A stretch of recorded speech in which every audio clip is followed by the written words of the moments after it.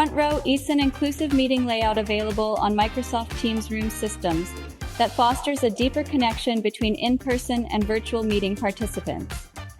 During your meeting, on the TeamJoin Touch console, click the layout icon located at the bottom of the console.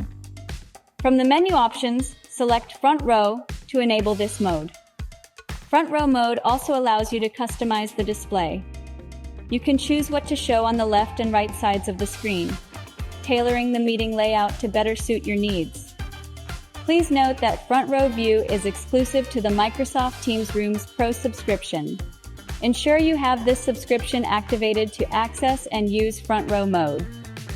IT managers can enable or disable Front Row as the default layout.